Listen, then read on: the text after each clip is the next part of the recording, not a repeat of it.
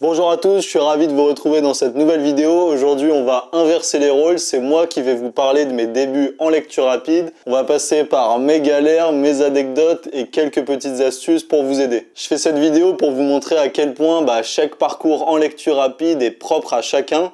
Et vous verrez que les choses sur lesquelles j'ai galéré sont certainement celles que vous trouverez les plus faciles. Bon, vous allez voir, pour moi aussi, c'était un petit parcours du combattant. On attaque tout de suite.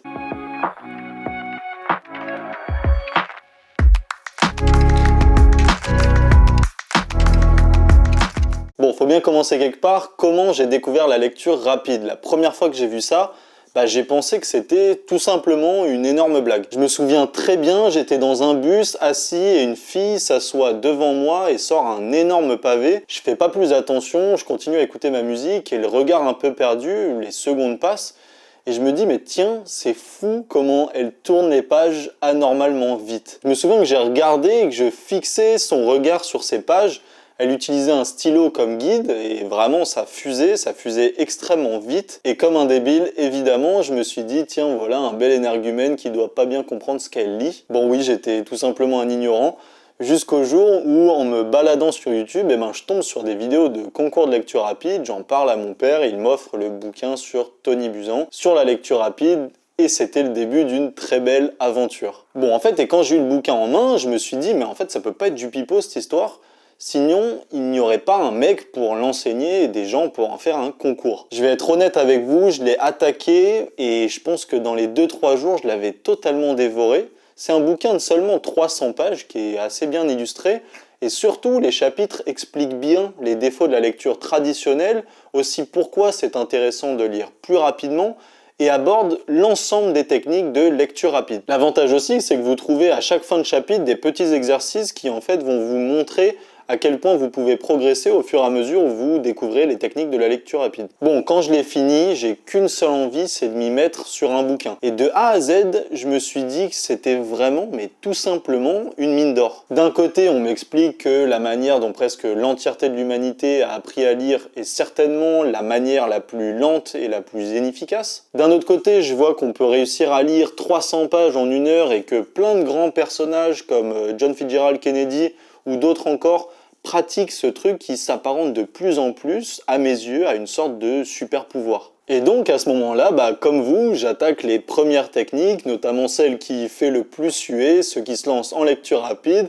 J'ai nommé la fameuse subvocalisation. Bon, là c'est le moment où vous allez certainement me détester, mais dans la minute où j'ai compris l'idée de la petite voix dans ma tête, j'ai réussi à la faire taire. Bon, pour être honnête, j'ai su le faire sur un mot, mais en fait, j'avais compris que j'avais un petit peu le truc et je voulais tout simplement m'entraîner sur plusieurs mots. Ça a pris du temps, à peu près quelques jours, mais je trouvais que ça allait. Je captais l'idée et même si elle revenait souvent, cette petite voix, par la suite, j'étais content de savoir m'en dépêtrer. Et ce qui, je pense, m'a beaucoup aidé, c'est que j'étais un petit peu obsédé par le fait de maîtriser cette voix. En fait, je m'entraînais 2-3 fois par jour sur des notes que je lisais pour mon taf, sur un bouquin que je prenais dans le bus avant de rentrer chez moi. Et je voulais vraiment insister sur ça, c'est qu'il faut avoir un petit peu l'état d'esprit de se défier soi-même, essayer de se montrer qu'en fait on peut réussir, mais que pour ça, faut s'exercer un petit peu tous les jours. Mais venons-en à ma véritable galère, un truc sur lequel je suis sûr que vous avez beaucoup mieux performé que moi,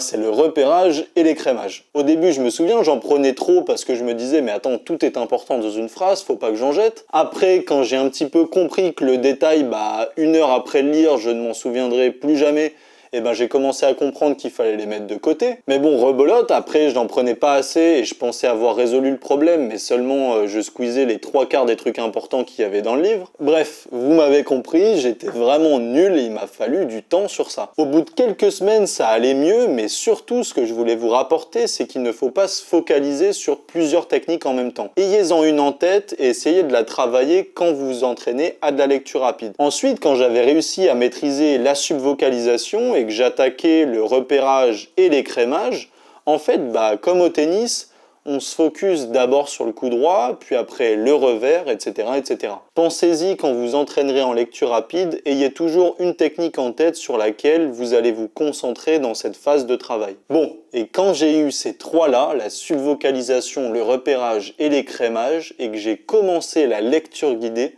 c'était comme si j'étais dans une Ferrari et que je passais du national à l'autoroute. Mais quand je vous dis l'autoroute, c'est l'autoroute en Allemagne, hein, pas la limitée à 120 km/h en France. Pour revenir au bouquin de Tony Buzan, où il donne des exercices qui permettent de voir vos progrès au fur et à mesure du livre, en fait, je me rendais compte que chaque semaine, je gagnais peut-être 150 ou 200 mots par minute. Et étant parti d'un rythme de 250 mots par minute, à chaque fois que j'arrivais à un rythme où je commençais à capter les mots-clés des phrases, eh bien en fait, quand j'étais en lecture guidée, je réaccélérais mon rythme et je me rendais compte que, comme d'habitude, au début, j'étais complètement largué et après quelques minutes, je captais un, peut-être deux, peut-être trois.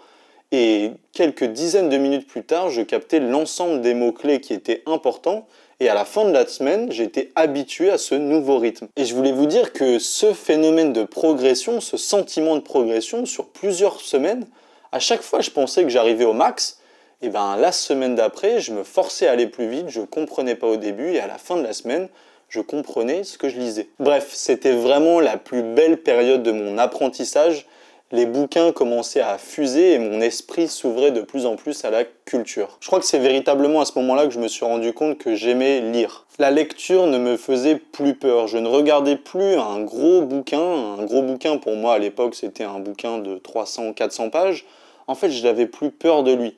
Et je me rendais compte que même les bouquins de 800 pages, de 1000 pages, de 1200 pages, quand je les prenais et que je les avais avec moi dans la semaine, finalement, ils ne me duraient qu'une semaine. Je vous partage ce point parce que je crois que la peur et plutôt la mystification qu'on a des gros livres, c'est vraiment un frein qui nous restreint énormément dans notre appétence à nous ouvrir intellectuellement et culturellement. Et que l'objectif de ma chaîne Scriptamanen, c'est justement essayer de démystifier ce point-là et de montrer qu'avec la lecture rapide, ou qu'en tout cas la lecture rapide, est un moyen privilégié de s'ouvrir à ces grands ouvrages, à ces grands bouquins, ces grands classiques qu'on nous a souvent vendus, mais dont la plupart des jeunes, voire même des personnes un peu plus âgées, eh bien finalement ont une peur bleue. Bref, j'ai fait ça jusqu'à atteindre 700 mots par minute. Bon, et pour le cap des 1000 mots par minute, eh bien ce sera dans une prochaine vidéo quand je vous aurai partagé les techniques intermédiaires de lecture rapide. D'ici là, entraînez-vous, ne lâchez strictement rien, avec le temps vous y arriverez.